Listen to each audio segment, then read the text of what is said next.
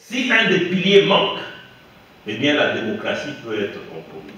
C'est dans la salle Garamba du bâtiment du ministère de l'Intérieur que les membres de la société civile de réseau Gouvernance économique et démocratie et SOS Information juridique multisectorielle se sont donné rendez-vous ce samedi 11 mars 2023 pour un échange sur la participation des citoyens et des perspectives de l'Alliance citoyenne pour la gouvernance sécuritaire. Après les exposés des deux côtés, les participants se sont livrés au jeu de questions pour creuser leur savoir. À la fin de ces échanges riches pour la véritable gouvernance de la République démocratique du Congo, Bishop Abraham Djamba, coordonnateur national de l'ACGS, fait le point. Eh bien, les citoyens ont le pouvoir et le droit de s'intéresser et de s'impliquer dans tous les domaines, y compris les domaines de la sécurité.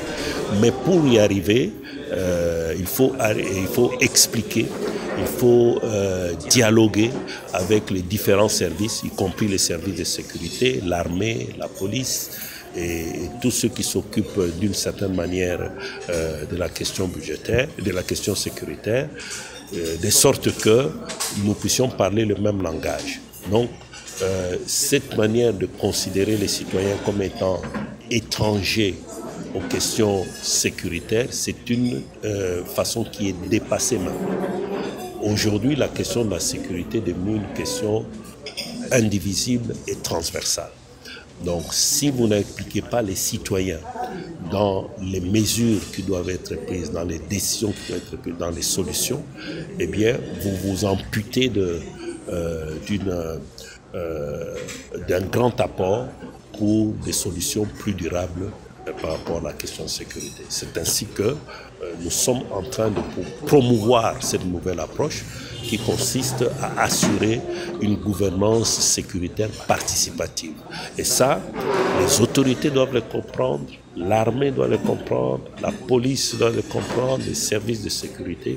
Et d'ailleurs, les derniers événements ont démontré combien il est tout à fait indiqué et important d'impliquer les citoyens dans les questions de sécurité, que ce soit des questions de défense, que ce soit des questions d'intelligence, que ce soit des questions de problèmes sécuritaires courants, par exemple la grande criminalité, le banditisme, que ce soit des problèmes tout à fait connexes, eh bien, il faut associer les citoyens parce que si on prend des décisions en matière de sécurité sans associer les citoyens, alors qu'ils sont les premiers concernés dans ce domaine-là, ça serait prendre des décisions contre les citoyens.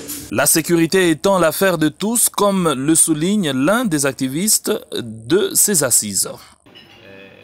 Cette question de sécurité n'est pas l'apanage uniquement des services de sécurité, mais également de la population, ça veut dire des citoyens.